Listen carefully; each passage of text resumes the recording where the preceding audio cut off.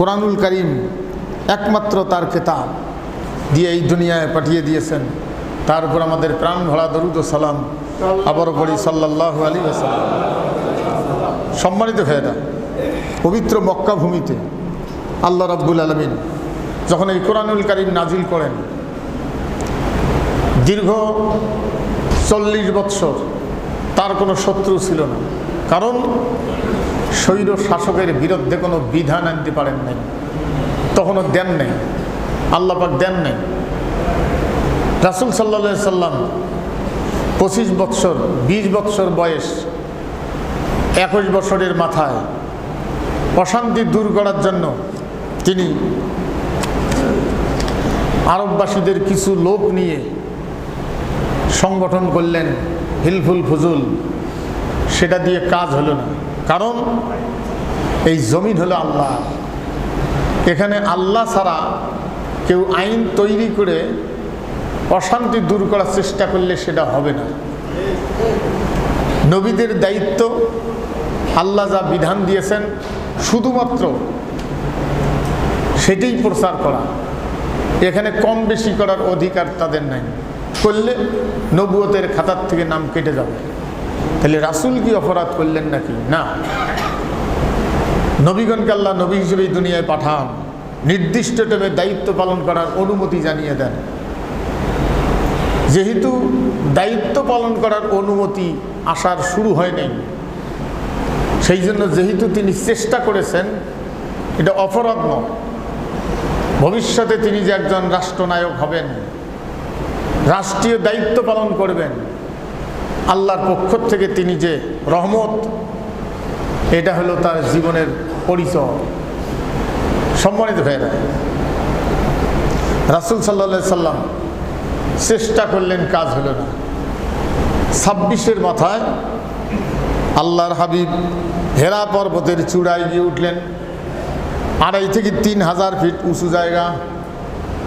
এটার মাপ করলে বুঝতে পারবেন, আমাদের টিভি সেন্টারটা শুনছিলাম যে সম্ভবত 500 ফিট।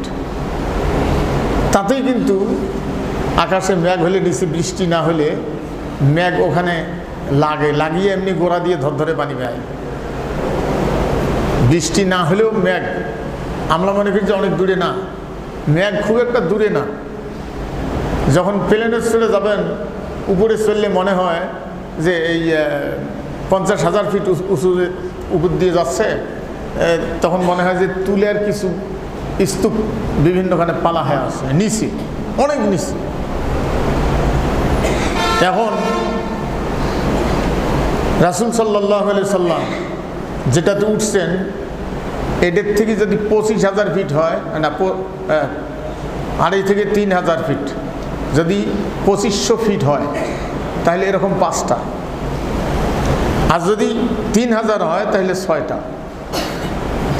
এটা জায়গা উঠতে কমপক্ষে একজন মানুষের 1 ঘন্টার নিচে যাওয়া যায় না, কারণ 20-25 ফিট চললে রানের গোছ নিচের দিকে টানে, মানে শরীরের উপরের দিকে উঠতে চায় না। আল্লাহর নবী ওই পাহাড়ের চূড়ায় গিয়ে উঠলেন। ছোট্ট মানে এরকম 2টি পাথর ছাউনি করা আছে, ওখানে দাঁড়িয়ে নামাজ পড়া যায়। সামন বরাবর এই কর্নার করে একটা ফুটে আছে, এই এতটুকুন হবে। এই ফুটা দিয়ে দেখলে সরাসরি কাবা শরীফ দেখা যায়। আল্লাহর নবী কাবার দিকে তাকায় বললেন, হে আল্লাহ, হে কাবার মালিক, হে বিশ্বস্রষ্টা, তোমার পক্ষ থেকে এই অশান্তি দূর করার জন্য কি বিধান আছে তাই দাও। আরববাসীরা জানতো যে আল্লাহ আছে, এটা বিশ্বাস আরববাসীদের ছিল, আবু জেহেলেরও ছিল, স্বীকার করতে যে আল্লাহ একজন আছে। সম্মানিত ভাইগণ, আল্লাহর হাবিব 40 বছর পূর্ণ যখন হলো, 15টি বৎসর। সবচেয়ে আশ্চর্যের বিষয় যে ওইখানে 15 বৎসর একজন মহিলা নবীজির জন্য খাদ্য পানি সরবরাহ করেছেন, দিয়ে আসছেন। অনেক সময় ওখানে গোসল করার পানি নিয়ে ওই পাহাড়ে উঠছেন একজন নারী, একজন মহিলা, যার বিবাহের সময় বয়স ছিল 40।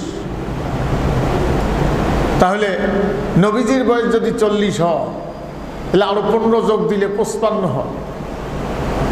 এত বয়সের একজন মহিলা রাসূলের প্রেরণা যোগাইছেন। রাসূল সাল্লাল্লাহু আলাইহি সাল্লাম কাবার দিকে তাকায়া আল্লাহর কাছে বলতেন যে আল্লাহ এই অশান্তি দূর করার জন্য কি বিধান আছে তাই দাও।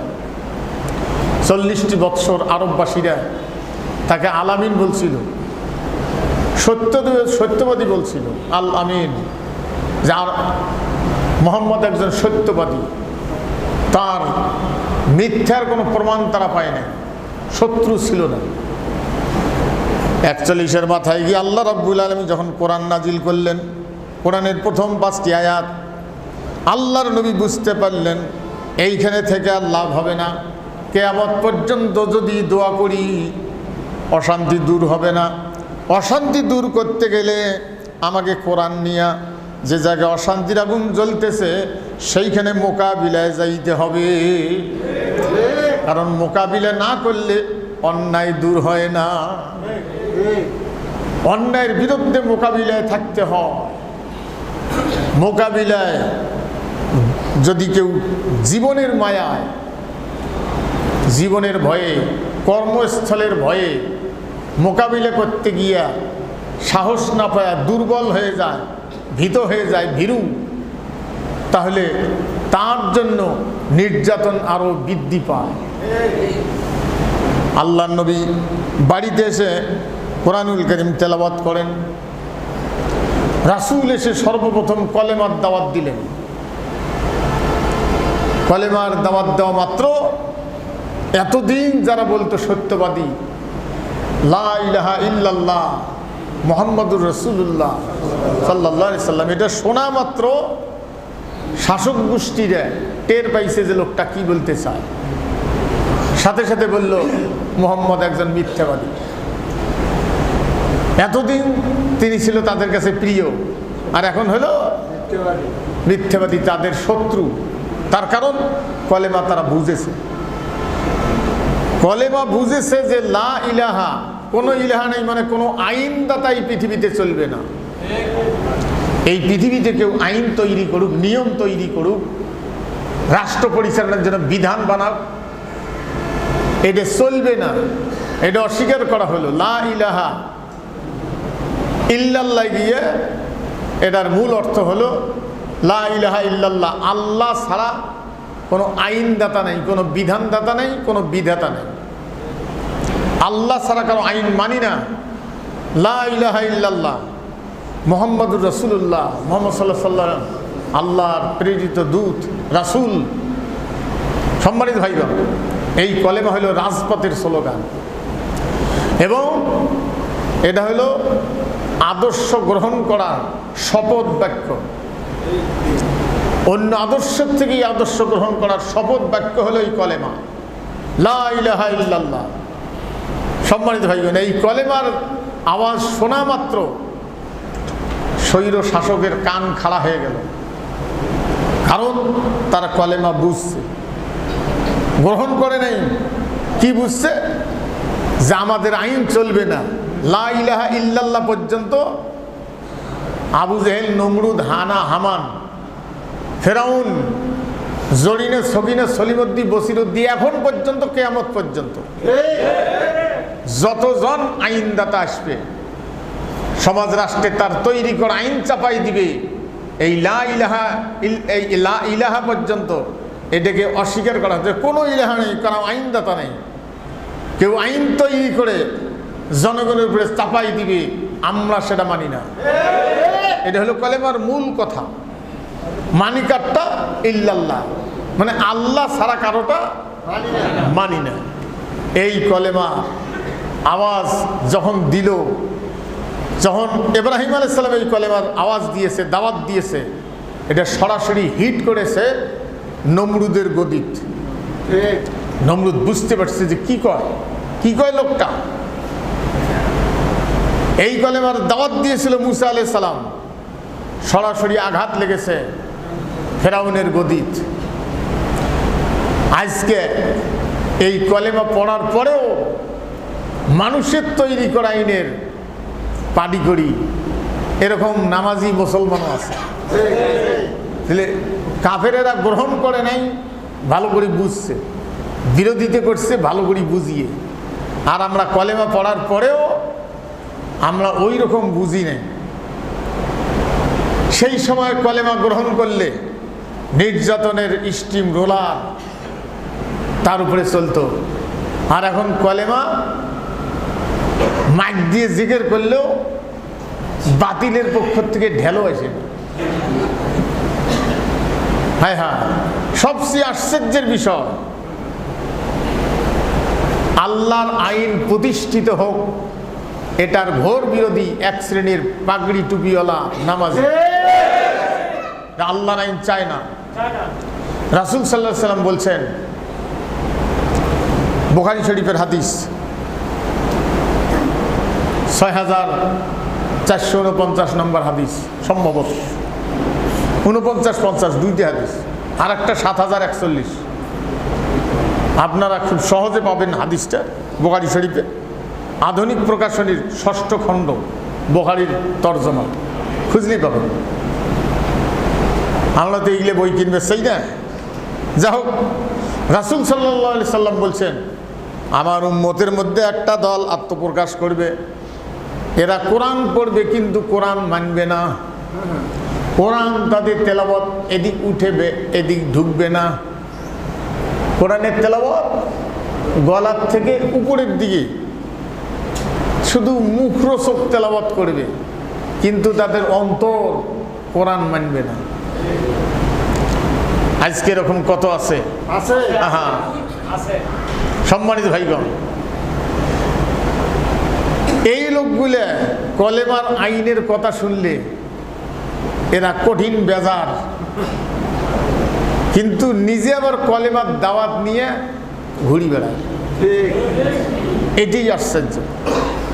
রাসূল বলছেন যে এরা ইসলাম থেকে দূরে চলে যাবে, ইসলামী আইন কোনোদিন চাবে না, এরা ইসলাম থেকে দূরে চলে যাবে।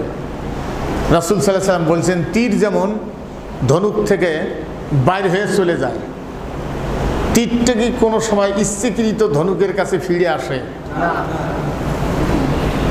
আল্লাহ নবী বলছেন, এরা ইসলাম থেকে এমনভাবে দূরে সরে যাবে, দিন থেকে, মানে আরবিতে দিন মানে দিন থেকে এমন দূরে, দিন মানে জীবন ব্যবস্থা, এই ইসলামী জীবন ব্যবস্থার থেকে এমন দূরে সরে যাবে এরা কোনো দিন আর ফিরবে না।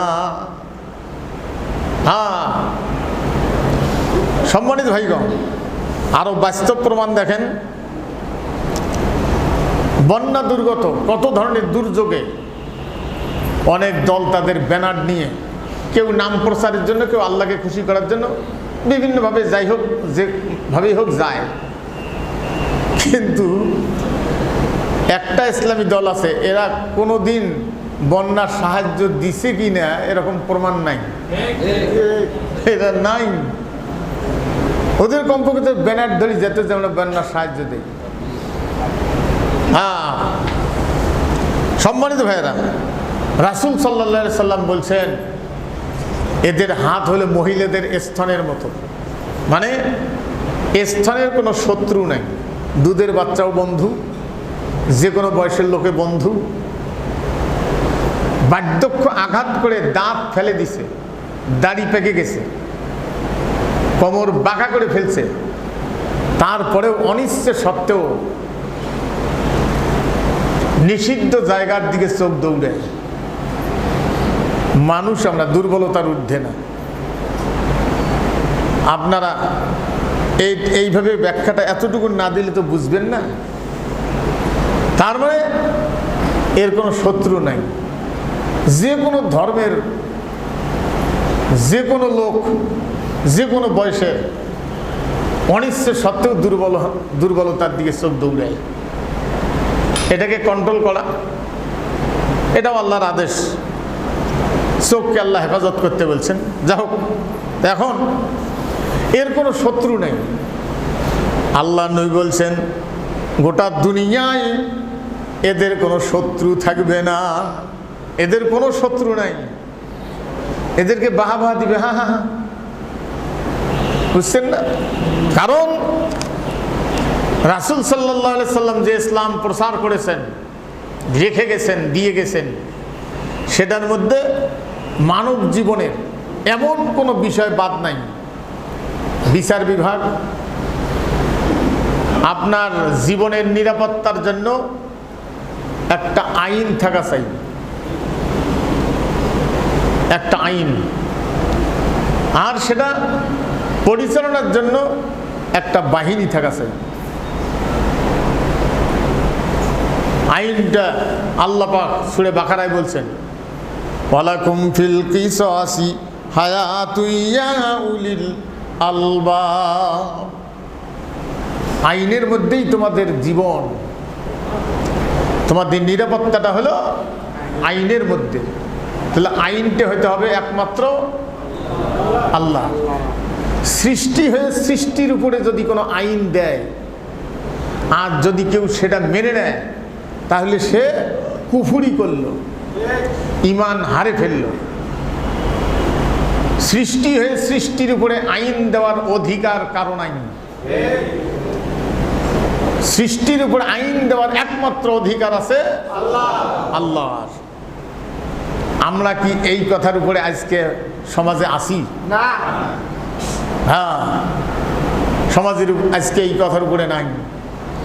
আমাদের উপরে আমরা শুধু নামাজ কালাম পড়তেছি, দাড়ি রাখছি, টুপি রাখছি, বিবাহ করি, জানাজা করি, কিন্তু সৃষ্টির আইন যে জায়গাগুলিতে মানলে আপনার নিরাপত্তা থাকবে, সৃষ্টি মানে আল্লাহর আইন মানলে, সেটা আল্লাহর আইন বাদ দিয়া সেই জায়গাগুলিতে সৃষ্টির আইন মানতেছি, সৃষ্টিকে স্রষ্টার জায়গায় বসাইছি।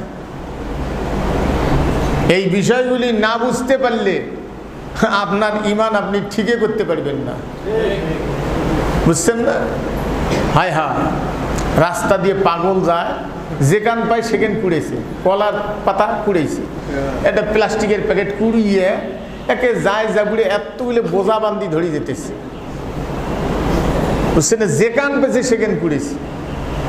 আপনি যদি শিরকের বিষয়টা ক্লিয়ার না বোঝেন, আখেরাতে আপনি হাজির হবেন আল্লাহর দরবারে, যেখান পাইছেন ওখান কুড়িয়েছেন, ও বোঝা ধরি হাজির হবেন, ময়লার স্তূপ। হায় হায়, সম্মানিত ভাইগণ, তাহলে কলেমা রাসূল সাল্লাল্লাহু আলাইহি সাল্লাম বলছেন এদের কোনো শত্রু থাকবে না। আজকে রাসূলের ইসলামের স্তম্ভ, আল্লাহর ইসলামের স্তম্ভ হলো 5টা, আর এরা কাটছাট করছে, করিয়ে এরা ফির বানাইছে 6টা। 6টা যে বানাইছে, 5টার ভিতরে সেখানে জাকাত নাই, জাকাত কাটি দিছে, বুঝছেন না? জাকাতের আইন নাই। হায় হায়, এগুলো কাটে দিয়া 6টা বানাইছে। সম্মানিত ভাইগণ, তাহলে কলেমা, এই কলেমার দাওয়াত যখন দিলেন, আবু জাহেলেরা খেপে উঠল, কি কয় লোকটা? আল্লাহর নবী তখন ডাক দিলেন আরববাসীদেরকে, তোমাদের সাথে আমার কিছু কথা আছে, অমুকটা অমুক জায়গায় আসবা, দীর্ঘদিনের নির্যাতনের সমাজ, নিষ্পেষিত মানুষগুলি, একজন ভালো মানুষ কি কবে, নিশ্চয় কোনো উদ্ধারের পথ বলবে। নির্দিষ্ট জায়গায় গিয়ে দাঁড়াইলেন। সেই সময় পাহাড়ের উপরে উঁচু জায়গায় বক্তা দাঁড়াইত, আর পাদদেশে জনগণ সমবেত হতো। রাসূল সাল্লাল্লাহু আলাইহি সাল্লাম পাহাড়ের উপরে উঠলেন, সাফা কিংবা মারওয়া। মক্কায় তখন ওই জায়গাটা সমতল, কাবা ঘর তো এখন যেমন আছে, তখন তো অত ইয়ে ছিল না। আল্লাহ নবী বললেন, আমি যদি তোমাদের কাছে কিছু বলি তোমাদের বিশ্বাস হবে কি না? জনসভা, সাধারণ সভা, সমস্ত লোক আসছে, নেতারাও আসছে, কি কয়? নেতারা আসছে ভয়ে যে লোকটা কি কয়। সম্মানিত ভাইগণ, রাসূল সাল্লাল্লাহু আলাইহি সাল্লাম যখন বললেন যে আমি যদি তোমাদের কাছে কিছু বলি তোমাদের বিশ্বাস হবে কিনা, আরববাসীরা এক বাক্যে বলল, হ্যাঁ বিশ্বাস হবে, কারণ আমরা জানি জীবনে তুমি কোনোদিন মিথ্যা কথা বলো নাই।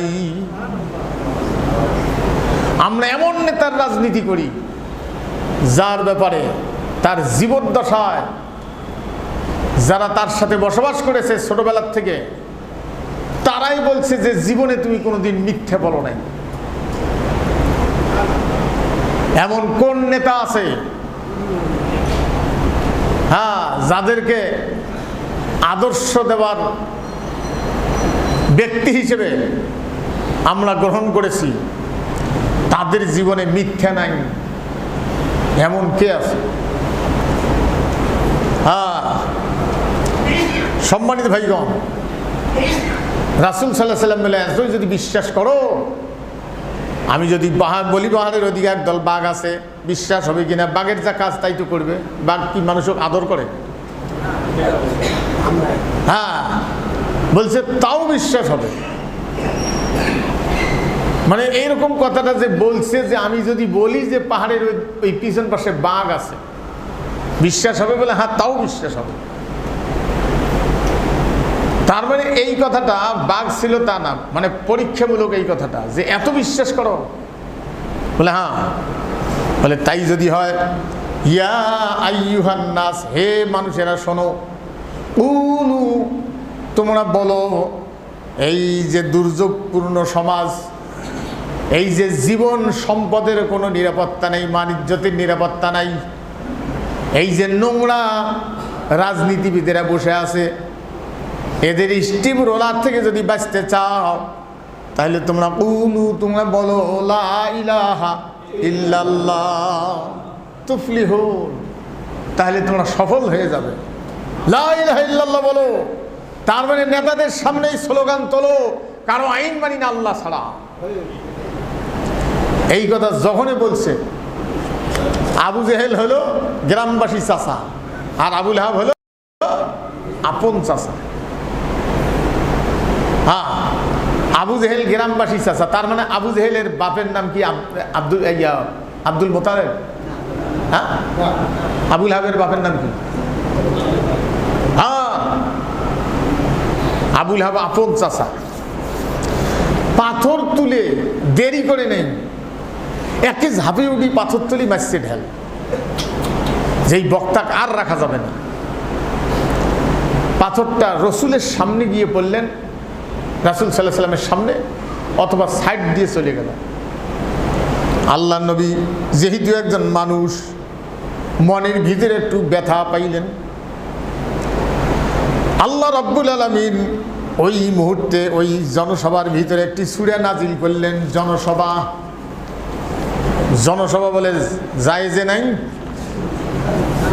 হ্যাঁ, যেগুলোর সভা সমিতি শোনেন, তাফসির মাহফিল, ওগুলোর তো মারামারি হয় না। জনসভা করবে ধরি দেখেন, মারামারি হয় না? না হয়।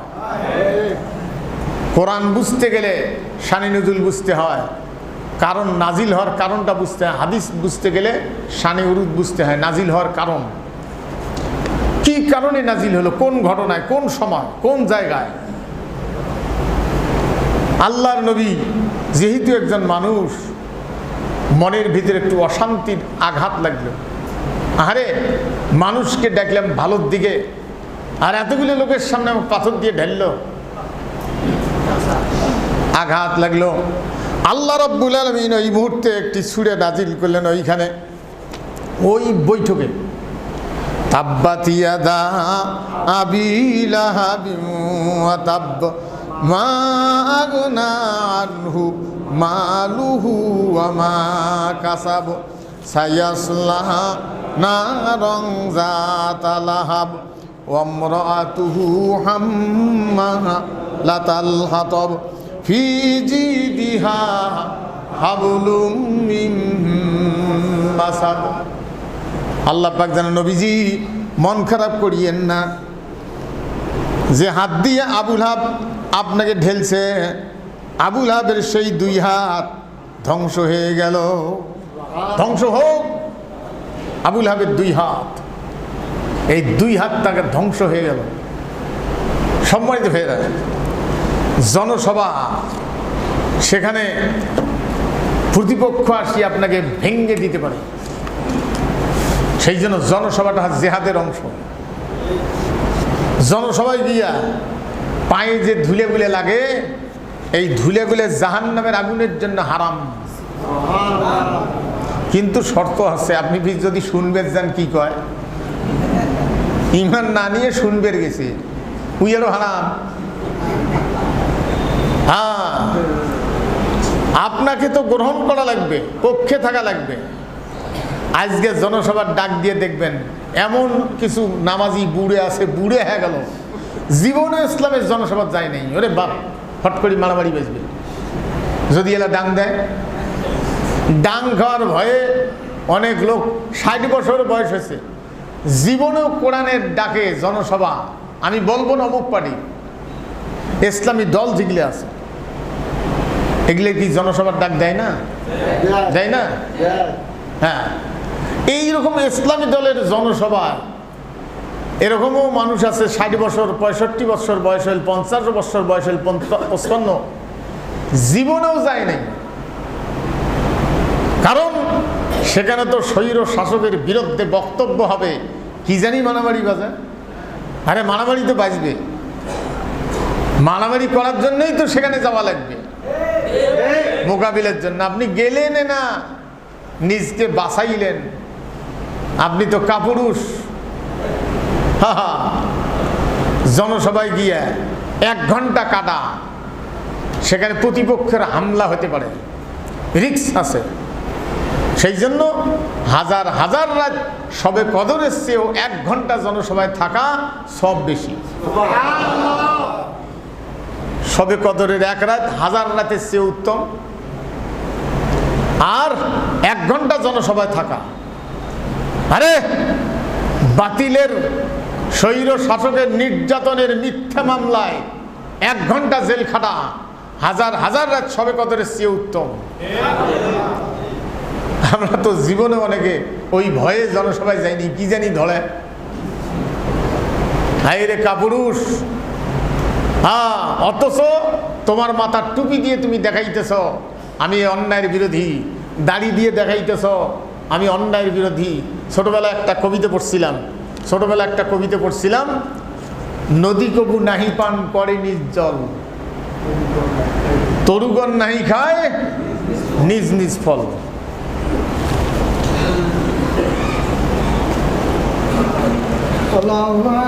সম্মানিত ভাইয়েরা, কথায় কথা আসে যে জাগার কোণে বলে কি সিগন ভেল্ডি, একটা কথা আছে না, ঘরকা মুরগি ডাইল বরাবর, বাড়ি মুরগি জবাই করলো না ডাইলের মতন স্বাদ। হ্যাঁ, এক ইমাম সাহেব 2000 টাকা দেয় মাস, খতিব। তো 1 বছরে কত হল? 24,000। তো এক লোকটা ভালো আলোচক, একটা খুতবা, একটা বিষয় 1 বছরে 3-4 দিন খুতবা দিছে, খুব ভালো দিতে পারে। তা ওইখানে ওক দিছে 1 বছরে কত? 24,000। আর এক বক্তাক নিয়ে আসছে 1 লাখ টাকা দিয়ে, 1 ঘন্টা ওয়াজ করছে, ওই ঘটনাটাই কয়ে গেছে। ওক দিছে কত? 1 লাখ, তাও অগ্রিম বাড়ি দিয়ে এসছে। আর ওই ঘটনাটাই আমি কইলে বছরে 4-5 বার, 1 বছরে দিছে 24,000। হাই রে মানুষ রে! সম্মানিত ভাইগণ, আমরা ছোটবেলায় পড়ছি, বুঝি নাই। নদী কবু নাহি পান করে নিজ জল, তরুগণ নাহি খায় নিজ নিজ ফল, গাভী কবু নাহি করে নিজ দুগ্ধ পান, কাষ্ঠদগ্ধ হইয়া করে পরের অন্নদান, স্বর্ণ করে নিজ রূপে অপরে শুভিত, বংশী করে নিজ সুরে অপরে মোহিত, শস্য জন্মাইয়া নাহি খায় জল ধরে, সাধুর ঐশ্বর্য ধন শুধু পরহিত তরে। আমরা মনে করছি সাধু সন্ন্যাসী যেগুলো ঘুরি বেড়ায়, তখন তো ছোট বুঝি না, ওইগুলি বুঝি ওগলি। এখন তো দেখি আমি নিজেই, আমার এই সাইনবোর্ড, আমার টুপি, আমার দাড়ি, আমার মুসলমানি, আমার নাম মোহাম্মদ অমুক, এগুলার সাইনবোর্ড বলা হচ্ছে যে আমি শুধু আমার জীবনের যেটুকুন প্রয়োজন সেটুকুন আমি গ্রহণ করি, বাকিটা আমি মানব কল্যাণের জন্যই আমি ব্যয় করি। আমার জীবন, আমার সব কিছুই আখেরাতের কল্যাণে, মানব কল্যাণে দুনিয়া।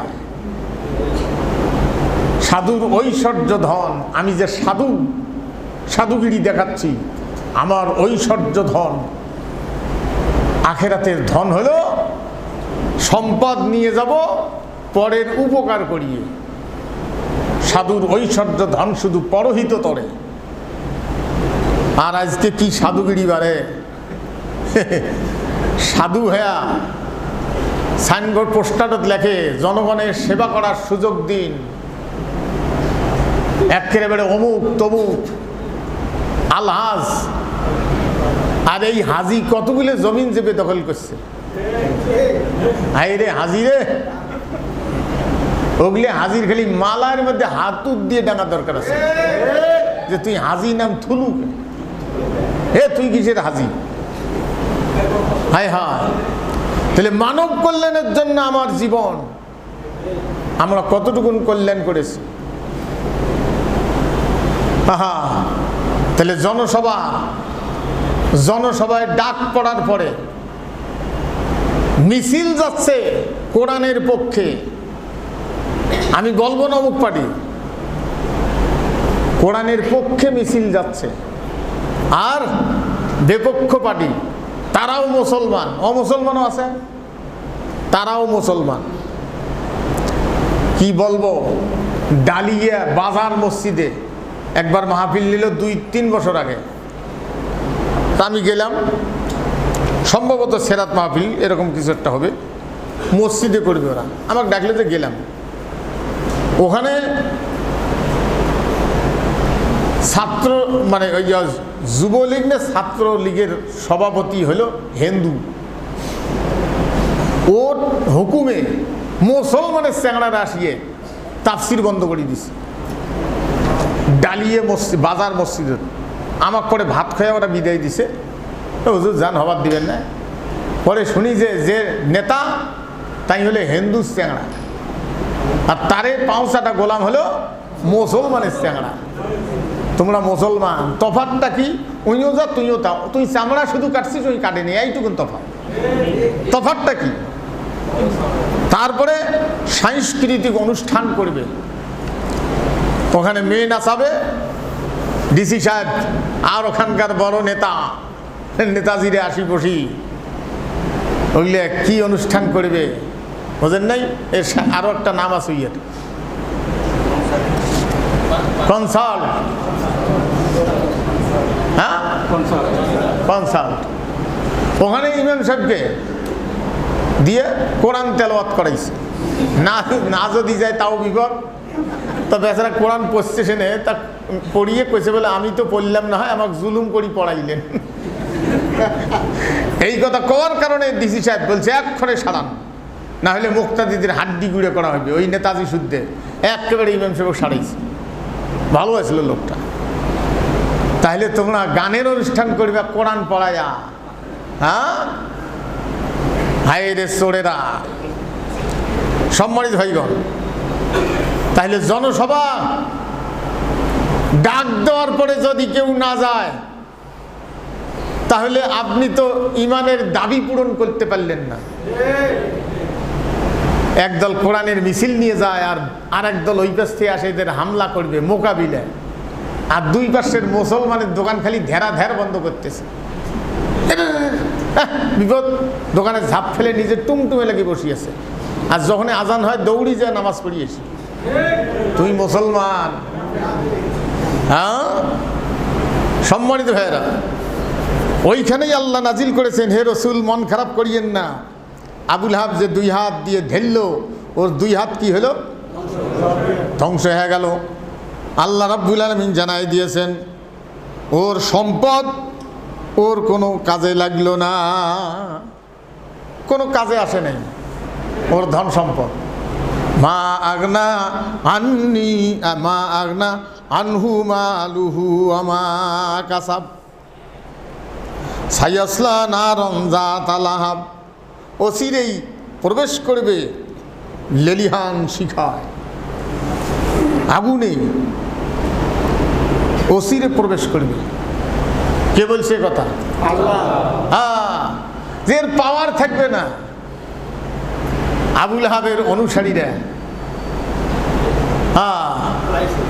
কি হল?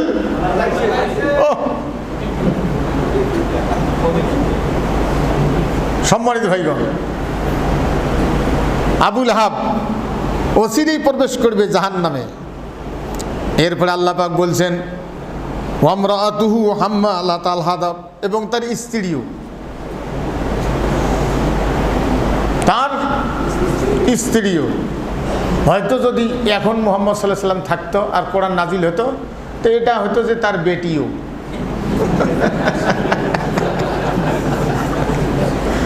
ভাগ্য ভালো যে আগে নাজিল আর শেষ হয়ে গেছে। আইরে দুনিয়া। সম্মানিত ভাইগণ, এবং তার স্ত্রী কি হবে? ওমরাতু মা হাম্মালাতাল হাতাব, আগুনের যে খড়ি দেয়, জ্বালানি যে দেয় ওখানে, এই জ্বালানি বহনকারিণী।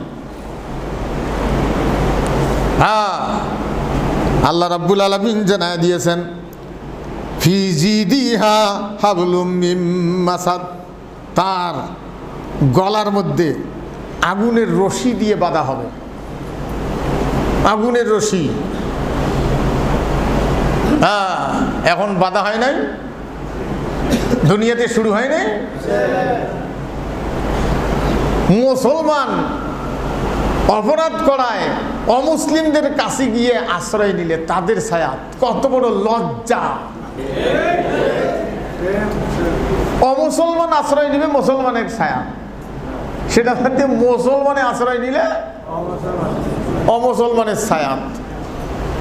হায়রে দুনিয়া, অত ভয় করি লাভ নাই। অনেকে মনে করেন যে আমাদের মহাশত্রু,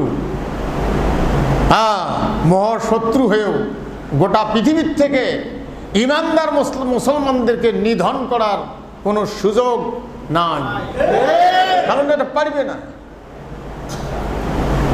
কিন্তু মুসলমানদের কিছু দুর্বলতায় মাঝে মাঝে দুর্বলতার শিকার হতে হয়, কিছু ভুলের কারণে, কিন্তু নিশ্চিহ্ন হবে না। আল্লাহ রাব্বুল আলামিন রাসূলের উপরে এই সূরাটি নাজিল করলেন, এবং পবিত্র মক্কা ভূমিতে আল্লাহ পাক রাসূলকে নাজিল করে জানাই দিলেন সূরা আনআম। রাসূলকে জানাই দিলেন যে কোরআন নাজিল হওয়ার পরে যে পরিবেশটা পূর্বে ছিল, এখন তো শত্রু হয়ে গেল। আল্লাহর হাবিব মানসিকভাবে যেন দুর্বল না হয়ে যায়, এই জন্য আল্লাহ পাক জানাই দিলেন, নবীজি আপনার উপরে কোরআন নাজিল করেছি, আপনি দুর্বল হবেন এই জন্য নয়, দুর্বলতার জন্য নয়। এই জন্য আল্লাহ পাক জানাই দিয়েছেন আলিফ লাম মিম সাদ কিতাবুন উনজিলা ইলাইকা ফালা ইয়াকুম ফি সাদরিকা হারাজুম মিনহু লিতুনজিরা বিহি ওয়া যিকরা লিল মুমিনিন। আল্লাহ রাব্বুল আলামিন জানায় দিয়েছেন, নবীজি আপনার উপরেই কিতাব নাজিল করেছি, নাজিল করা হয়েছে এই জন্য তোমার মনের ভিতরের ব্যাপারে যেন কোনো দুর্বলতা না আসে, কোনো দুর্বলতা যেন দুর্বল করে না ফেলে।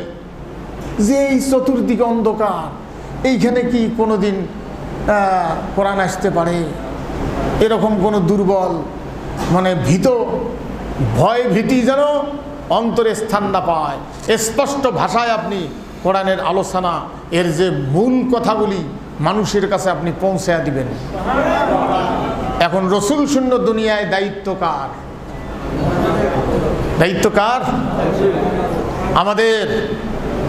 এখন আমাদের যে দায়িত্ব, আমরা কয়জনে বুঝি? মুষ্টিময় কয়েকজন লোক ছাড়া, অল্প কিছু লোক ছাড়া অধিকাংশ লোক কোরআন বোঝে না। কোরআন নতুন করে আপনাকে এ পর্যন্ত বুড়ে হয়ে গেলেন, 60 বছর বয়স, এখনো বোঝেনি নাই, কেবল কলে বুঝি বুঝি। আমরা যখন ছোটো, তা আমার বাপ তখন এই যে মারার গরু, তখন ওই কয়েকটা গরু একসাথে লাইন করিয়ে মারা খেদায়, তো একটা বুড়ে এসছে, তা আমরা ছোট ছোট মানুষ, তো গজল কয়। তা বুড়ে কোনো কবা নেই যে বলে এক না গজল কেবল শিখছং আরও শিখবেন একজন। তা আব্বা হাসে আর কইলে কেবল তো টাইম হল, 60 বছর বয়স হয়ে গেল, কিছুই করলেন না। কোরআনের দাবি কি? কোরআনের 1 নম্বর দাবি মানব রচিত আইনকে কব্বর দিয়ে আল্লাহর আইন দিয়ে দুনিয়া শাসন করা। কোরআনের 1 নম্বর দাবি এটা। কিন্তু সেই জায়গায় বাতিলের সাথে মোকাবিলা করতে গিয়ে আপনাকে শরীফ পাওয়া যায় না। আমি বলবো না মুখ পাটি, কোরআন কারো বাবার নয়, কোনো দলের নির্দিষ্ট দলের কোরআন না, কোরআন একমাত্র আল্লাহ।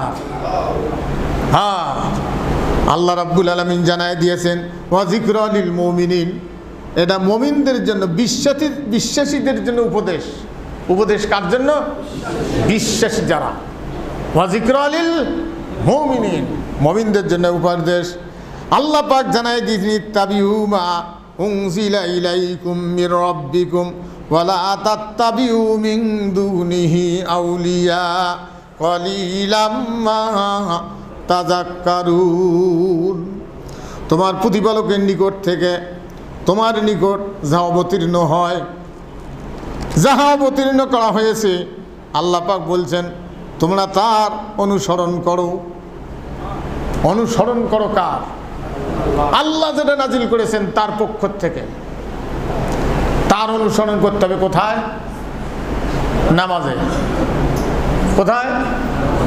বিবাহে, জানাজায়, আরো কোথাও? হ্যাঁ, অনুসরণ করতে হবে বিচার বিভাগে, অনুসরণ করতে হবে অর্থনীতিতে।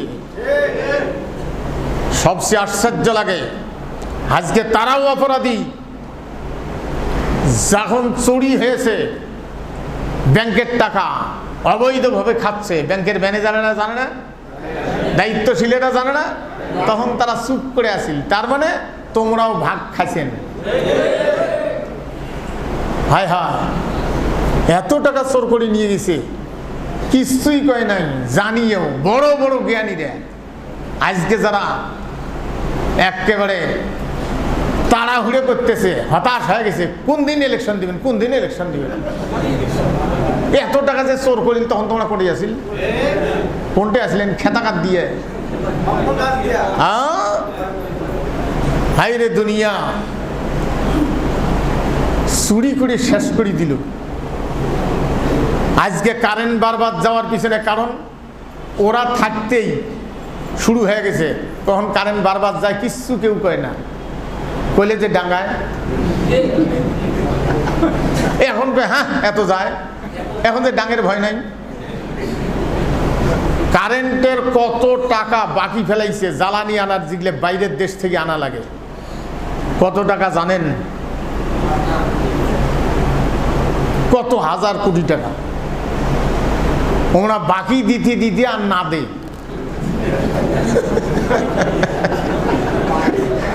দোকানত বাকি খাইতে খাইতে দোকানত হালকা তার টাইম আসছে, তাও না দে, হালকাটাও বাকি খেয়ে আসছে। এমন চিটার, দোকানের হালকাতা সিডি দিছে 10,000 টাকা বাকি, হয় যে ওটি কোনো আগত মিষ্টি খাইছে, খায়া সিডি খেনে ওটি থুয়ে বা খালি পানটা খায়, পান খাওয়ার ওদি পালাইছে, হালকাতাও বাকি খেয়ে গেল। এমনি হালকাতাও বাকি খাইছে। এখন সেগুলা পরিশোধ করা লাগতেছে। অনেকে তাড়াহুড়ো করতেছেন মোবাইলের টাকা, এতগুলো চোর করি খায়া 100 টাকা ভরাইলে শতকরা 30 টাকা সরকার বেতন দিতে অসুবিধা আছে, প্রত্যেক দিনে টাকা ঢোকে। হ্যাঁ, হায় হায়, এখন সেগুলো কামাই করি করিয়ে আবার পুনরায় বন্যায় যদি রোয়া খাওয়া যায় বা আবাদ নষ্ট করে দিয়ে যায়, তখন কৃষি বিভাগ তাকে পরামর্শ দেয় যে শাকসবজি তাড়াহুড়ো করি কোনটা ফসল আবাদ করিয়ে যান বাঁচা যায় সেটা করো নাকি। হ্যাঁ, করিয়ে তারপরে ধান হলে আস্তে আস্তে কয়েকবার ধান হলে তখন সে ওই যে ধানটা খাওয়া গেছে ওদের ঘাটতিটা পূরণ হয়। এইভাবে দেশের ঘাটতিটা পূরণ করতে গিয়ে আরও সময় লাগবে। কতদিন লাগবে আমি জানি না, আমার ওগুলো জানাও নাই, হিসেবও জানি না। আর আমি মৌলবি মানুষ, আমাদের অতিরিক্ত মিলাদ পড়ার তহবিল আছে, আমার কোনো জানা নেই মিলাদ কেমন করে পড়া লাগে। তাও যে ঝগড়াটা লাগছে, খাড়া হ্যাঁ পড়বো না বসি পড়বো। হায় রে মৌলবি, ইতিহাস তো জানে না। আমার বাপ দাদার দলিলগুলো খুঁজলে বাপের নাম পাওয়া যায় নাই, দাদার নামে পাওয়া গেছে সিরি। দলিলত লেখা আছিল সিরি অমুক। তেরে ভারতবর্ষের সবারই নাম সিরি, মুসলমান হিন্দু সবাই। তো এক মৌলবি চিন্তা করছে যে এটা কাটা যায় কিভাবে। মোহাম্মদ নামটা মুসলমানের প্রথমে মোহাম্মদ লেখা শুরু করে দিছে, যে এটা শুরু করলে ওটা কাটি যাবে, যেই শুরু করছে ওটা কাটি গেছে। এখন কিছু এই যে নতুন মৌলবি গাজাইছে, হ্যাঁ নামের পূর্বে মোহাম্মদ লেখা নাজায়েজ। নাজায়েজ তা নাজায়েজ তা তুই একদিন কোনটা আসলু? তুই জানিস এটা কেমন করে আসছে বাংলাদেশে বা ভারতবর্ষে? অন্য দেশে হয়তো এটা নাই, মোহাম্মদ লেখে না, কিন্তু আমার এটি আসছে কেন? তারপরে খাড়া হ্যাঁ ইয়া নবী সালাম আলাইকা কর যেগুলা খোঁজ করি, যেটা বেশিরভাগ পাইছি সেটা হলো ওমার হিন্দুর ঘরে বাড়িতে কীর্তন করতো, মুসলমানের বাড়িতে কীর্তন করত, ওই ঢোল তবলা ধরিয়ে আসত। তো এখন এক মৌলবি চিন্তা করছে কি করা যায়, ওমরা যাতে আমার বাড়ি না এসে বাধাও তো দিবের পাই নেই, বাধা দিলে মারামারি বাজায়। সেই জন্য আমরা খাড়া হ্যাঁ শুরু করছে, ইয়া নবী সালাম আলাইকা। যেই শব্দ শুনছে ও কীর্তন এলাকা কিরে এটা কেন বা মুসলমানের বাড়ি, এটা না যাই, বুঝছেন না? আমি একদিন এক বাড়িতে বসে আছি, তাই চা বিস্কুট দিছে, খাচ্ছি, গল্প করতেছি, হঠাৎ করে ওটা হাজি সাহেব। তো এই মেন রোড থেকে 1 সিকল হবে, 1 সিকলেরও কম, হ্যাঁ কাঁচা রাস্তা। তো এই ঢোল তবলা অতি বাজবে নি, যে পাশের বাড়িগুলি হিন্দু বাড়ি। তা আমি ওগুলো বিস্কুট ওগুলো ঢোল তবলা তো বাজে। হঠাৎ করে হাজি মাথার টুপিটা খুলিয়ে জালনা দিয়ে এই হাত এত দূর বাইর করিয়ে এমন না গেছে, এরকম করিয়ে পরে ওই টুপিটা মাথার দিলে। তা আমি কইলাম যে হাজি সাহেব, টুপি হঠাৎ করে মাথার থেকে বাইর করিয়ে ঝোঁকালেন, এটা তো বুঝলাম না। আমি কইলাম আপনি বুঝবেন না, ওই যে হিন্দুর ঘরে কীর্তন এই আসিয়ে মোর বাড়ির ঘাটাত কেবল চসছে, সেই জন্য আমি টুপি বের করি জানলা দিয়ে দেখানো, রে এটা মুসলমানের বাড়ি রে, এটি আসেন না রে, বুঝছেন না? আই রে দুনিয়া। সম্মানিত ভাইগণ, একটা বিষয় চিন্তা করলে আর মুসলমানের বাড়িতেই কীর্তন গেল উঠি, কিসের ঠেলাতে? একে খালা হ্যাঁ শুরু করে দিছে, নবী সালাম আলাইকা, হে রসুল তোমাকে সালাম। তখনও তো শুনি পালাইছে। এখন যদি কেউ এটা নামাজের চাইতে বাধ্যতামূলক মনে করেন তা সেটা আপনার ভুল, কিন্তু প্রয়োজন অনুসারে হতে পারে। এখনও যদি স্টেজ সাজা, আমার দোকান যদি আমি উদ্বোধন করি, ব্যবসা প্রতিষ্ঠান, বা আপনার স্টেজ সাজায় যদি খাড়া হ্যাঁ কই ইয়া নবী সালাম আলাইকা, নাসি নাসি কই, তাতে তোমার কি?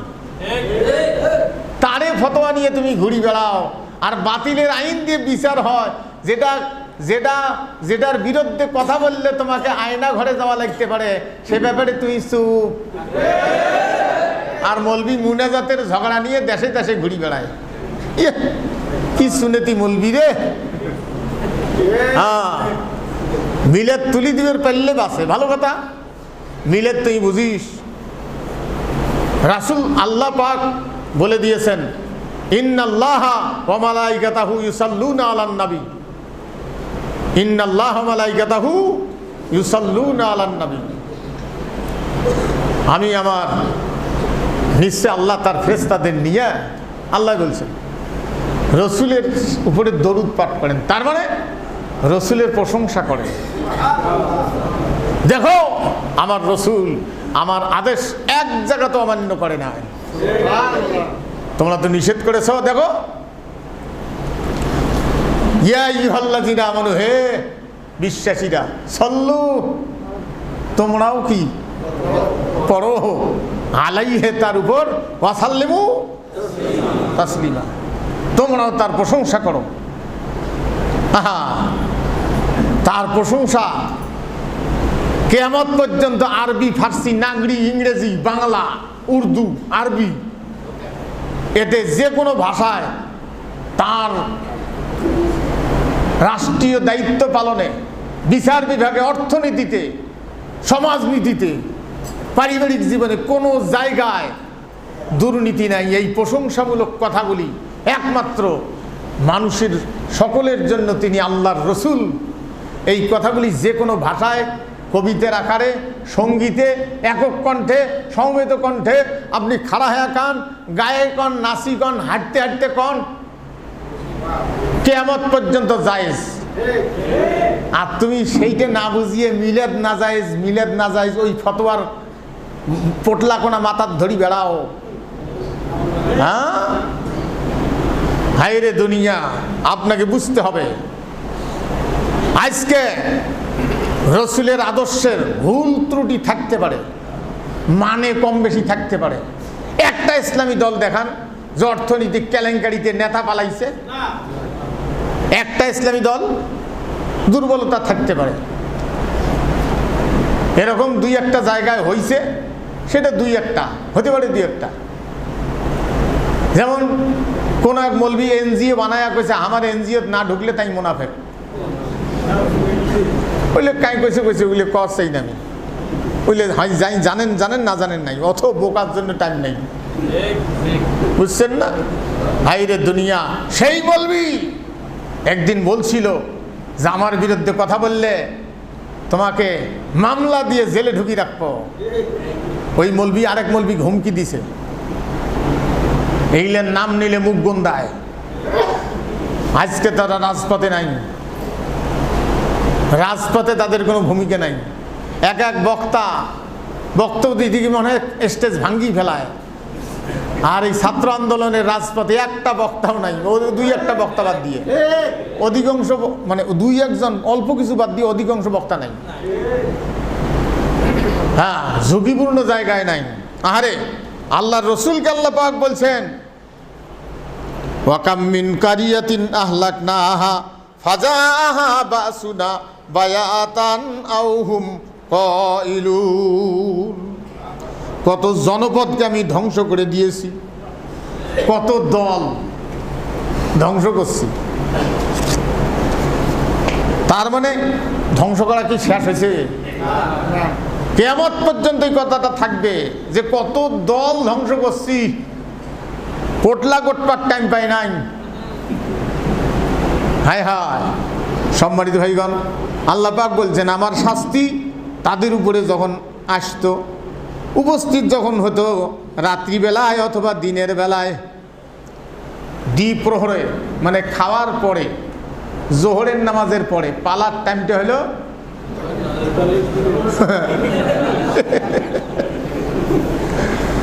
আল্লাহ কইছে হয় রাত্রিবেলায় অথবা দ্বিপ্রহরে খাওয়ার পরে।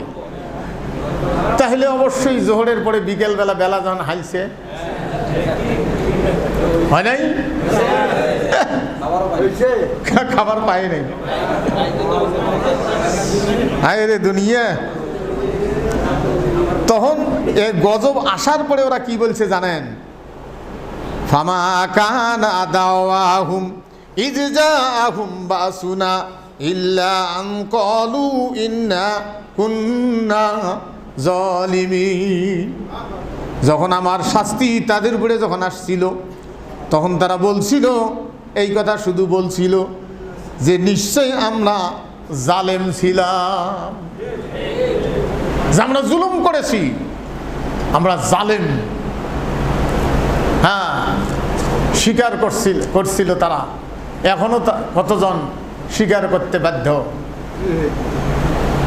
এখন গ্রামে সুনেতিগুলো কয় আসলে একটু জুলুম হয়েছি। আগে চার দোকানত বসিয়ে কি যে হ্যাঁ হ্যাঁ এরকম তার ইয়ের ঠেলাতে কিছু করা যায়নি। এখন কয় বলে আসলে একটু বাড়াবাড়ি হয়েছি। হ্যাঁ, পিঠ বাচ্চার জন্য এই কথা কয়? হায় রে দুনিয়া, আল্লাহর নবী 13টা বৎসর এই নির্যাতনের শিকার সাহাবায়ে কেরামগণকে নিয়ে 13 বৎসর হিজরত করে চলে গেলেন মদিনায়। মদিনায় মক্কা বিজয় হলো কোন সালে? মানে কত হিজরিতে? মক্কা বিজয় হয়েছে কয় হিজরি? 8 হিজরি, মানে হিজরতের 8 বছর হয়েছে। একে ভালো ভাষায় করলে অনেকে বুঝবেন না, অষ্টম হিজরি করলে তো আর সবাই বুঝবেন না। বসুন সম্মানিত ভাইয়েরা, অষ্টম হিজরিতে মক্কা বিজয় হলো। আমি এই কথাটা বলার পিছনে কারণ, অষ্টম হিজরিতে যখন মক্কা বিজয় হলো, রসুলের সৈন্য সংখ্যা ছিল কত? হ্যাঁ, 10,000। কতগুলো? 10,000। আল্লাহ নবী আসিয়েই বলছিল মক্কার একটা লোক রাখা যাবে না, সবাইকে ছাড়ো। কি বলছিল? সবাইকে মারি ফেলো। কি বলছিল? আল্লাহ রসুল বললেন যে আজকে কারো ভয় নাই। দীর্ঘ বেলালকে পাওত রশি লাগাইয়া ছেঁচড়ায় নিয়ে বেড়াইছ, বুকের উপরে পাথর চাপাতি উত্তপ্ত বালুর উপরে শোয়ায় রাখছ। আবু জেহেলের চাইতেও তো বেশি নির্যাতন করেছ। আবু জেহেলের আয়না ঘর ছিল না, তোমাদের আয়না ঘর আছে। আয়না ঘরগুলি সেখানে দর্শকদের জন্য হেফাজত করা দরকার। কোথায় কোথায় সেটা অবস্থিত, কিভাবে, এটা নজির হিসেবে রাখা দরকার। সম্মানিত ভাইগণ, কিন্তু আল্লাহর রসুল সবাইকে ক্ষমা করছেন। সাধারণ ক্ষমা বলতে এই নয় যে একেবারে জিগলে মানে কঠিন নোংরামি করেছে, হত্যা করেছে, যুদ্ধে যারা শহীদ করে দিয়েছে তার মধ্যে এই লোকগুলো ক্ষমা করা হয় নাই। কিছু লোকের নামে হুলিয়ে ঘোষণা করা হয়েছে, মানে অপরাধী যারা যারা চিহ্নিত অপরাধী। চিহ্নিত অপরাধীকে, চিহ্নিত অপরাধী হলো এই যে আপনার আমির হামজাকে শহীদ করে দিল কে? ওয়াহশী। ওয়াহশী পরে রসুলের কাছে আসি বোরকা পরে আসছিল, মানে কাপড় চোপড় ঢাকে মহিলা সাজিয়ে আসিয়ে রাসূল সাল্লাম কিছু একটা আলোচনা করতেছেন। পায়ের মধ্যে পরি কাপড় তুলি বলছে, নবীজি আমি সেই ওয়াহশী। আল্লাহ রসুল শোনার সাথে চোখের পানি ছেড়ে দিয়েছেন, বলছে নবীজি আমি বুঝতে পারি নাই, আমি মুসলমান হওয়ার জন্য আসছি, আমি ইসলাম কবুল করব। আল্লাহ রসুল তাকে ইসলাম কবুল করাইলেন, অঝর নয়নে কাঁদলেন। কাঁদি আল্লাহ রসুল বললেন যে ওয়াহশী ইসলাম কবুল করলাম, আমি মাফ করে দিলাম, কিন্তু আমার সামনে বেশি পড়িও না, কারণ তোমাকে দেখলে আমার চাচার কথা স্মরণ হয়ে যায়। আমার দুর্দিনের সেই চাচা, কি নাম? আমির হামজা রাদিয়াল্লাহু আনহু। তাকে শহীদ করে তার কলিজে বাইর করে হেন্দা শুদ্ধে চাবাইছে। হেন্দা কার স্ত্রী? হ্যাঁ, বোন ছিল কার? আবু সুফিয়ানের স্ত্রী না আবু জেহেলের স্ত্রী? হ্যাঁ, আহারে দুনিয়া। এই কিছু লোক, তার মধ্যে কয়েকজনকার হুলিয়ে তোলা হয়নি। সাধারণ ক্ষমা বলতে ওইও ক্ষমা? হ্যাঁ, বিষয়টা তো বুঝতে হবে। আমি ভাবছিলাম যে কিছু নেতা, নাম বলবো না, ইসলামী জ্ঞান তার মধ্যে বুঝিয়ে আছে, শেষ পর্যন্ত তার মুখ দিয়ে আসল চেহারা তার বাইরে হয়ে গেল কি মৌলবাদীদের ক্ষমতা আসতে দেওয়া যাবে না। হ্যাঁ, তাহলে সরমানের প্রিয় মৌলবাদী, জামাত ইসলাম মৌলবাদী, হেফাজতে ইসলাম মৌলবাদী, সব মৌলবাদী। কোরআন নিয়ে কোনো রাজনীতি চলবে না, এ কথাটাও কায়দা কিভাবে বলছিল জানো? কোরআন নিয়ে রাজনীতি চলবে না, কোরআন একমাত্র রাজনীতির কিতাব। তোমার যে দলীয় আদর্শের বইখান আছে পড়ি দেখো, ওখানে বিচার নীতি আছে নাকি? অর্থনীতি আছে নাকি? কোরআনে বিচার নীতি আছে, অর্থনীতি আছে, সমাজনীতি আছে। হ্যাঁ, আল্লাহর নবী তাইফের ময়দানে রক্তে রঞ্জিত করে দিল, তারপরেও আল্লাহ গজবের ফেরেশতা পাঠিয়ে দিছে যে ধ্বংস করে দেই। বলছে যে না, এদেরকে ধ্বংস করি লাভ কি? এদের ঘরে যেন এর চাইতেও ভালো সন্তান আল্লাহ দেয়, যারা আমাকে বুঝবে, ইসলাম বুঝবে। হ্যাঁ, সাধারণ ক্ষমা মানে খুনিরাও ক্ষমা। হায় হায়, এলে মানুষ কি করে করতে পারে? ছাত্রদের মারিয়ে ভ্যানের মধ্যে দুই পাও দুই হাত ধরি ঢেলায়া ঢেলায়া তুলিয়ে, সেই সময় নেট বন্ধ ছিল, ওগুলো ক্যামেরা করে রাখছিল ছবিতে, সেগুলো নিয়ে যা পুড়িয়ে মারছে। এটা কোনো মানুষ করতে পারে? যার সন্তান, একটা ছেলেকে তো গাড়ির উপর থেকে যখন ফেলাই দিয়েছে, কালো গেঞ্জি পরা, ওর মা বলছিল কষ্টের সন্তান, তার মানে মা গর্ভ ধারণ করেছে, প্রসব করেছে, দুধ পান করাইছে, তিল তিল করে খরচে লেখাপড়া চালাইছে। সেই ছেলে তার অধিকার, মানুষের ন্যায্য অধিকার আদায়ের জন্য গুলি খেয়ে মারছে, বলছে যে এত কষ্ট করেছি, আমার নারী ছেঁড়া ব্যথা। হায় হায়, আমাদের কুড়িগ্রামে দুই ছেলের মা মারা গেছে। বাপ বুঝি বিবাহ করে, মোগল বাসায় কুড়িগ্রাম, বাপ বুঝি বিবাহ করে না, বাপ কি হয়েছে, দাদি তাকে দুই নাতিকে যত্ন করে লালন পালন করে কলেজ পড়াইছে। বড় ভাইটা 5 তারিখে গন্ডগোলে গুলি খেয়ে না, আঘাত করে মাথায় লেগে ব্রহ্মপুর মেডিকেলে কয়েকদিন থাকা, 15-16 দিন থাকার পরে মারা গেছে। হায় হায়, এগুলো কি মানুষ করতে পারে? কেমনে করতে পারে? তোমাদের কি মা বোন নাই? তোমাদের কি সন্তান নাই? আজকে যারা শহীদ হয়েছে, কিয়ামত পর্যন্ত তারা প্রশংসিত। আর যার বাবা, সব পুলিশ এরকম তা না, আড়ালে কত পুলিশ কাঁদছে। আমি একদিন, অনেক দিন আগে, মোটর সাইকেল তখন আমার, মাহফিল করে এসে হাজিরহাট পার হইলাম, কঠিন কুয়াশা, দেখিতে কোথায় যেন সুরে কোরআনের তেলাওয়াত খুব মধুর কণ্ঠে হচ্ছে। তা আমি এদিক ওদিক গাড়ি দেখা যায় না, লাইট দিয়ে দেখা যায় না, হুন্ডেটা রোডের মধ্যে একটা ঘুরেন দিলাম যে আলোটা কোথায় পড়ে, দেখি কোথায় লোক আছে। দেখিতে 4-5টা পুলিশ ওখানে বসে গাছে হেলান দিয়ে একজনে সুরে ইয়াসিন কি যে কণ্ঠে তেলাওয়াত করতেছে, আর 4-5 জন শুনতেছে। হ্যাঁ, তাদেরকে তোমরা নির্যাতন করেছ, আড়ালে কেঁদেছে তারা। হায় হায়, ভালো মানুষ নাই তা বলবো না, আর প্রশাসন না হলে তো চলবে না, কিন্তু প্রশাসনে থাকিয়ে যারা অবৈধ আদেশ পালন করে এই নোংরামি করেছ, তোমাদের বাচ্চা কাচ্চারা ইতিহাসে তাদের মাথা কোনোদিন, তোমাদের বংশে যারা জন্মিবে, মাথা উঠাইতে পারবে না আর কোনোদিন। মাথা তুলিয়ে কলেজ ভার্সিটিতে থাকিয়ে আর কোনোদিন করতে পারবে না। মির্জাফরের বংশ তোরা। আজ যারা শহীদ হয়েছে, তাদের চোখে পানি থাকলেও তাদের কিয়ামত পর্যন্ত তাদের নাম স্বর্ণ অক্ষরে লেখা। আমাদের দায়িত্ব হবে, আমাদের ক্লাসের মধ্যে, প্রত্যেকটা ক্লাসে আস্তে আস্তে আস্তে আস্তে, বড় ইতিহাস তো ছোট ক্লাসে দেওয়া যাবে না। প্রথম তো আমরা শিশু শিক্ষা পড়ছিলাম, ওটা শব্দ তৈরি করার পড়ছিলাম, করো করো খড়ো খড়ো ঘড়ো ঘড়ো ঘড়ো ঘড়ো লে পড়ছিলাম। এখনকার বাচ্চা কাচ্চারা তো পড়ে নেই, জানে না।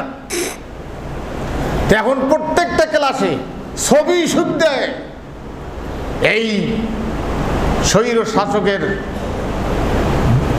বিরুদ্ধে লড়াই করতে গিয়ে যারা শহীদ হয়েছে, কিভাবে কোথায় গুলি খাইছে, কোন মিছিলে কিভাবে ডাঙাইছে, ওইলে ছবি শুদ্ধে একরে মাস্টার্স পর্যন্ত একটা ইতিহাস, একটা বই, একটা সাবজেক্ট থাকা চাই। এটা বাচ্চাদের জানাইতে হবে। সম্মানিত ভাইয়েরা, সেই জন্য কোরআনুল কারীম আসছে দুনিয়ায় সমস্ত মানবরচিত আইনকে কবর দেওয়ার জন্য, আল্লাহর আইন প্রতিষ্ঠিত করার জন্য। একদিনে আসবে না, আপনি হুট করে চালিয়ে পাবেন না। আজকে অনেক দিন আগে আমি বলছিলাম যে এমন কিছু শিরক আছে যে শিরকের বিরুদ্ধে বক্তব্য দিলে আপনি থাকতে পারবেন না, 1 সেকেন্ড টিকতে পারবেন না। রাসূলের একটা হাদিস আছে, মাররা মিনকুম মুনকারান ফালইয়ুগাইয়িরহু বিয়াদিহি ফাইল্লাম ইয়াস্তাতি ফাবিলিসানিহি ফাইল্লাম ইয়াস্তাতি ফাবিকলবিহি ওয়া যালিকা আযাফুল ঈমান। অন্যায় দেখলে হাত দিয়ে রোধ করো, মানে ভাঙ্গি চুরমার করো, এটাই তো জনসভা, মানে এটাই তো প্রতিবাদ। তা না হলে মুখ দিয়ে বলো, এই মুখ দিয়ে বলাটা জনসভা। মুখ দিয়ে বলেন ফুসফুস ফুসফুস করি কবেন, হ্যাঁ, একেবারে স্টেজ সাজায়া দেশবাসীকে জানাই দিতে হবে এটা অন্যায়, এটার নাম জনসভা। সেটাও যদি 140 জারি করি করতে না দে, তাহলে চুপে চুপে অন্তরে ঘৃণা করিয়ে চুপে চুপে পরিকল্পনা করা। কোরআনী আন্দোলন, আমি বলবো না শুধু জামাত ইসলাম, কোরআনী আন্দোলন দমন করার জন্য কত আলেম জেলখানায় নিয়ে কত নির্যাতন করেছে, কত হায় হায়, এরা নির্যাতনের শিকার হয়ে এদের উপরে তোমরা জঙ্গি নামক তোদের তৈরি করা নোংরা কথা চাপাই দিয়েছ বিশ্বকে, মানে বুঝাবার জন্য বিশ্ব বুঝে ফেলছে আমরা মুসলমান, কিন্তু আজকে বিশ্বে সমস্ত অমুসলিমদের পায়ের নিচে বসবাস করা লাগতেছে। বিষয়টা বোঝেন, প্রত্যেক দিন অপেক্ষা করতে হয় আমেরিকা কি কইল, হামাক ইন্ডিয়া কি কইল, চায়না কি কইল, আল্লাহ কি কইছে, একথা কর অপেক্ষায় থাকতে পারি না। কারণ কোরআনে যা আছে এখন যদি মানতে চান তাই আপনি টিকতে পারবেন না, অবরোধ করে ফেলবে, বুঝছেন না? সম্মানিত ভাইয়েরা, তাহলে অমুসলিমদের পায়ের নিচে বসবাস করা লাগতেছে। সেই জন্য মোকাবিলায় না পারার কারণে শত্রুদেরকেও বলা হচ্ছে মুসলমান জান বাঁচার তাগিদে, দেশ বাঁচার তাগিদে, জাতি বাঁচার তাগিদে, বুদ্ধিমান মুসলমান জাতি বাঁচার তাগিদে, দেশ বাঁচার তাগিদে বলতেছে ভারতকে আমরা বন্ধু রাষ্ট্ররূপে পাইতে চাই। কারণ আমরা তো কুলিয়ে উঠতে পারবো না, এখন সেই শক্তিটা আমাদের এখনো হয় নাই, কিন্তু মনে কঠিন ব্যথা নিয়ে এই কথা মুখ দিয়ে বাইর করে কোন রকম বাঁচা লাগতেছে। আর এখন তোমরা ঘর থেকে বেড়ে ভারত আমার শত্রু, আমরা বলে তার বন্ধু হবার চাই, বন্ধু রাষ্ট্র, এত কথা কবার চাও। জেলা কইছে যে ভারত আমার স্বামী স্ত্রী, আমরা স্ত্রী আমরা আমার স্বামী, তখন কোনটা আসলে? তখন কিছু কর নাই, মুখত লাগাম দিয়েছিলেন। সম্মানিত ভাইগণ, পৃথিবীতে যত মুসলমান এদের পরে নিচে নাও, পানি খাই তাকে কয় কত কিছু কয়, আরো জুস খাইলে কি বে করবে, বাপরে বলবি আমার সামনে জুস খাইছে রে, হাই রে দুনিয়া। মুয়াজ্জিন জিগলিয়া তারা উঁচু কণ্ঠে, ভালো কণ্ঠে যেন আওয়াজ দিতে পারে আজান, সেই জন্য তাদের ভালো খাদ্য, গলা ঠিক রাখার খাদ্য দুধ টুধ এগুলো খাওয়া লাগে। তেমন মুয়াজ্জিনের যে বেতন দেয় ভাতে খাওয়ার পায় না, দুধ খায় কিনে। সেই জন্য বেলাল যে আজান দিল সিগড়ি বেড়ে পেল না, হাইয়ালা সালা করতে বেলালের আটকি গেল। ওই এখানে রমজান মাসে এখানে দুধ খাওয়ার পাইছে দিয়েছে দেয়, কারণ কোরআন পড়া লাগবে তখন, এমনি তো নাই। আমাদেরকে মসজিদ কমিটি যেটা দেয় সেটা দিয়ে চলে, কোনো রকম চলে। তা গত মাসে গত আমাদের মোতাল্লি সাহেব অনেকদিন পরে আসলেন, আমরা এর আগে আমাদের পয়সা, এই পয়সাটা বেতনে যোগ হতো, পরে ওরা নিয়ে নিছে আর পাই না। পরে ওনাকে বললাম, তো এটাকে বলছে এটা বেতনের সাথে যোগ করি নেন, ওটাও ক্যাশে জমা হয়, আমাদের কাছে আবার আসে, ওইটা ক্যাশে জমা হয়। তা দোতলার থেকে নিচতলার কেন বা কম পয়সা হয় প্রত্যেক শুক্রবারে? দোতলার রেপোর্টটা ভাল, ওটি এখানে বেশি পয়সা হয়, তো এটি কেন বা কম পয়সা হয়।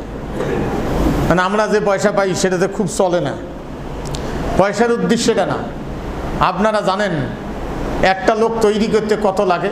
প্রথম একটা ছাত্র ছেলে নিয়ে আসিয়া মেকার রাখছে, ওই এক পেলাস আন, ওই পেলাস বোঝে নাই, পেলাস খান চিনেইতে ওই যে কয়দিন কোয়া লাগছে, এই একেন হয়, এখান কি কাটিং প্লাস, এখান কি নোজ প্লাস, এখান কি ওই প্লাস। তো এখানে যে কয়জন আছে এগুলো তো আমার আগ থেকে ছাত্র, তো এগুলো তৈরি করতে গিয়ে আমার টাইম লেগছে। আমি আসার পূর্বেই আবহাওয়া কেমন আছে, পরিস্থিতি কি, মসজিদের কোন পাশে কি আছে, এলে সৌকরা পর্যবেক্ষণ করিয়ে আমার নিরাপত্তার ব্যাপারে অনুমতি দিলে আমি আসি। এরা আমার প্রশিক্ষণ দিয়ে এদেরকে তুলছি, বুঝছেন না? অত বোকার জন্য ওয়াজ না। বলছিলাম মনে হয় আপনাদেরকে, একদিন বিআরটিসির একটা গাড়ি এখানে গেটে দাঁড় করা ছিল, 250 নাডি ছিল তার ভিতরে। আপনারা নামাজ পড়ার পরে পিডনটা দিয়ে দিত এখানে। তা আমি এত কিছু বলার আমার সুযোগ নেই। আমি আপনাদের শুধু বলছিলাম সেই দিন যে নামাজ পড়িয়ে সুন্নতটা বাড়ি যা পড়বেন, ফরজ পড়ার সাথেই বাইরে হয়ে চলে যাবেন। ওমা কিছু নামাজি আরো ফরজ পড়িয়ে সুন্নত পড়িয়ে অতি যা কয় ভিতরে, হুজুর কি হয়েছে? আরে গাধা, তোক যদি কও তাহলে মোর তো সমস্যা আছে, যে নাডি রেডিও নি। হ্যাঁ, কোনো কারণে কোনোদিন যদি সুবহান রাব্বিয়াল আলা 3 বার কওয়া, 5 বার 7 বার কওয়া, একবার কইলে হক আদায় হয়। কোনো কারণে আমি নামাজ কোনো একদিন খাটো করছিলাম, কোনো কারণে আমার তো গেলে জানা আসলো, একবার সুবহান রাব্বিয়াল আলা কইছি। পরে আমার এক ছাত্র উপর থেকে লোক সমালোচনা করি পাঠিয়ে দিয়েছে, হুজুর এত খাটো করি নামাজটা পড়ান না, আর হ্যাঁ না লম্বা করেন। তুই জানিস কি ঘটনা রে? এখন আপনারা আছেন হাত খোলা না বান্দা? এখন যদি কোনো কিছু হয় ঝাপে ধরবেন, পাবেন না পাবেন? নামাজ যখন দাঁড়াবেন হাত বান্দা, তখন কিছু ঘটলে নামাজ ছাড়ি দিয়ে অনেকে যাবেন না, এটা বিশৃঙ্খলা হবে। সেই জন্য হাত যখন বান্দা তখন কতটুকুন করলে জায়েজ হবে আমার জন্য, সেটা আদেশ পালন হবে আল্লাহর পক্ষ থেকে। আমি হকটা কোনো রকম আদায় করতে পারবো, সেটা তো আমার জ্ঞান আছে। আমি তো পাগল না। এখন দৌড়িয়ে এসে নিচেতে হুজুর নামাজটা খাটো করলে কেমন হল, কেমন হল? আরে গাদা, তুই কি জানিস ওটি কি হয়েছে? হ্যাঁ, আস্তে আস্তে বাধা, এখনো যে বাধা পার হয়ে গেছে তার কি মানে আছে? হ্যাঁ, যে দেশে ইসলামী আইন নাই সেই দেশে আপনি কোন আক্কেলে হুন্ডে বাইরে ছাড়িয়ে আসিয়ে জামাতত খাড়া হন। নামাজ পড়া ফরজ, জামাতের সাথে পড়া হলো সুন্নতে মুআক্কাদা, আর মাল রক্ষা করা ফরজ। আপনার মালের হেফাজত না করিয়ে আপনি আসিয়ে ওই হেফাজত খালি তালা দিলেন, চোরের কাছে চাবি নাই। বাইরে হ্যাঁ দেখেন, ইসলামী আইন যদি থাকতো, ইসলামী আইন থাকলে আপনার নামাজের সময় যদি মাল হারাইতো তাহলে রাষ্ট্র তাকে দিতে বাধ্য থাকতো যে তোমার মাল পাহারা দেওয়ার আমার সেই দায়িত্ব পালন হয় নাই। তুমি নামাজ পড়তে গেছো মাল রাখিয়ে, আমি তোমার মালের পাহারা দিতে পারি নাই, রাষ্ট্র তোমাকে মালের ক্ষতিপূরণ দিত। এর নাম ইসলাম। মরি গেছে ঘোর বিরোধী আবু বকর রাদিয়াল্লাহু আনহুর সময় একদিন একটা রাষ্ট্রীয় অর্থাৎ সংসদের অধিবেশন বসছে। সংসদের অধিবেশন বসছে কোথায় তখন? কোন মসজিদে? জোরে বলুন। মসজিদে বলে রাজনীতি করা নাজায়েজ? হ্যাঁ, মসজিদে রাজনীতি করা নাজায়েজ। আবু বকর রাদিয়াল্লাহু আনহু সংসদের অধিবেশন বসছে। তো এই অধিবেশনে আবু বকর রাদিয়াল্লাহু আনহু একটু দেরি হয়েছে আসতে। কেন দেরি করলো? খলিফা আগে কৈফিয়ত তলব করছে, তারপরে বসবেন। বলছে যে অমুক মারা গেছে, তার 2টি বাচ্চা, ইনকামের লোক নাই, আমি বাচ্চা 2টিকে খাদ্য দিতে গিয়ে পাক করতে একটু হয়তো দেরি হয়েছে বা কোনো কারণে আমি খাদ্যটা পৌঁছে দিয়ে আসতে আমার একটু দেরি হয়েছে। প্রেসিডেন্ট, রাষ্ট্রপতি শেষত ইতিহাস শেষ পর্যন্ত দেখছে লোক যে যাকে খাদ্য দিবেন গেছেন, যার বাচ্চা 2টিকে, তার বাপ তো আপনার মহাশত্রু এবং সব সময় ইসলামের বিরুদ্ধে গালিগালাজ করত। আপনি বলছে হ্যাঁ সে আমার শত্রুতে করেছে, কিন্তু সেও যদি অসুস্থ হয় তার সেবা করার দায়িত্ব আমার। কিন্তু মরি যাওয়ার পরে তার বাচ্চা কাচ্চার ইনকামের লোক নাই, খাইল কিনা আমি বাড়িতে নাস্তা তৈরি করে রাষ্ট্রীয়ভাবে যেহেতু এখনও কোনো লোক নিযুক্ত করতে পারি নাই যে এইভাবে খাদ্য রাষ্ট্রের পক্ষ থেকে পৌঁছায় দিবে, দায়িত্বশীলদের এখনও তালিকা দিতে পারি নাই, সেই জন্য নিজ দায়িত্বে খাদ্য পৌঁছায় দিয়ে আসছি। এটা ইসলাম। আজকে যে সাংবাদিক বা যে ব্যক্তি খুব ইসলামের বিরুদ্ধে লিখত, মারা যাওয়ার পরে তার 2টা বাচ্চার দায়িত্ব একজন ইসলামের মহাবীর নিয়েছে। জানেন আপনারা কে? হ্যাঁ, তার বাবা ইসলামের বিরুদ্ধে অনার্গল লিখত।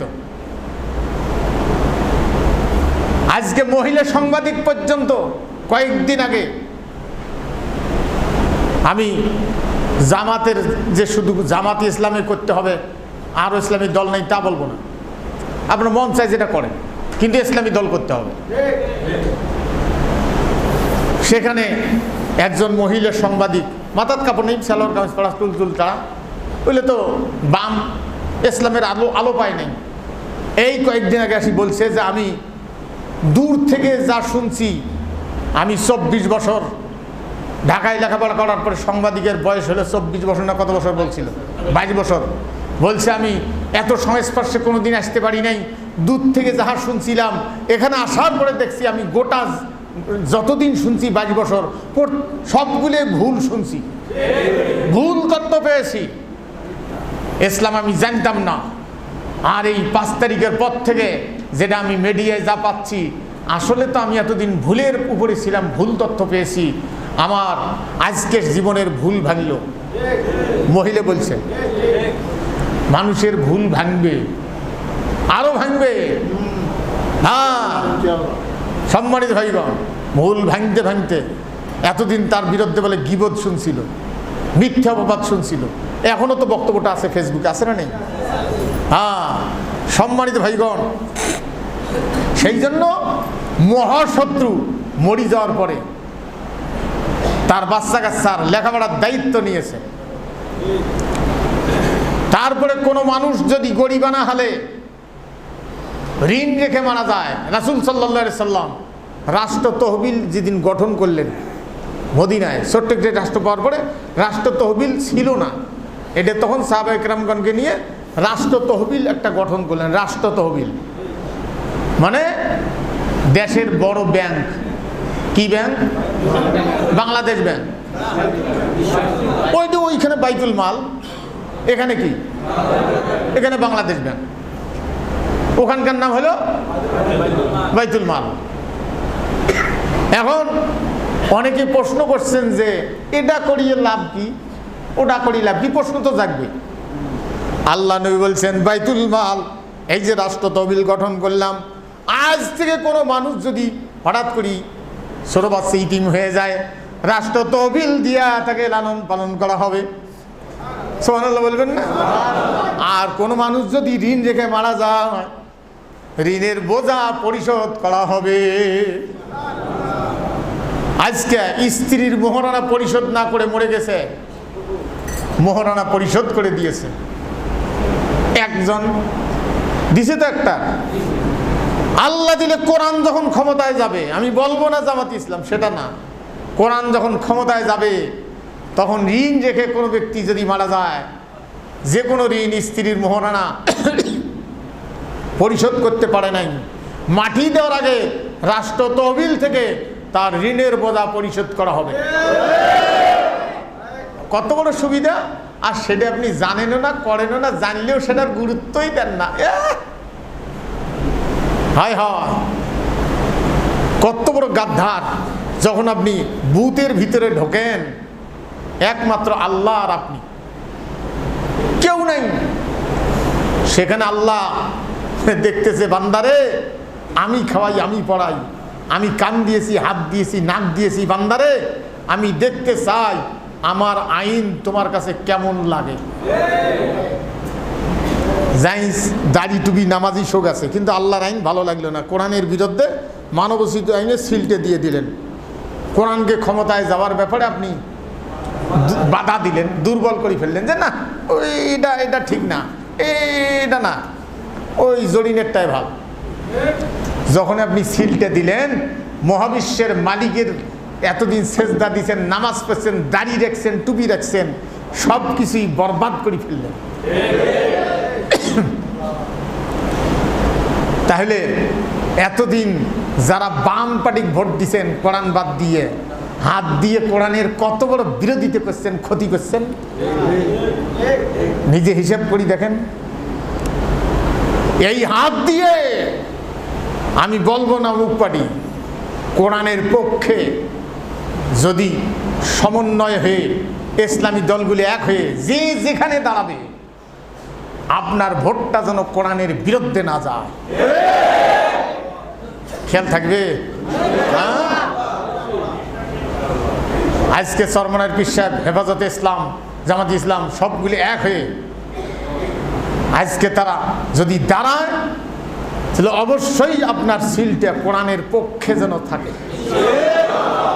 হাত তুলে দেখাইতে পারবেন, হাতগুলো ক্যামেরা ঘুরেন, ক্যামেরা ঘুরেন, ঘুরেন ক্যামেরা ঘুরেন, আরে ক্যামেরা ঘুরেন, কেমন বোকা এটা, ক্যামেরা ঘুরি নাও।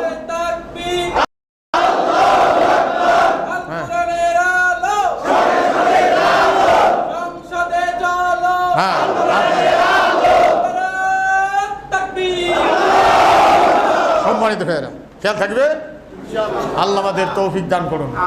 আর একটা কথা বলবো, সেটা হলো এই ক্যামেরা চালার আজকে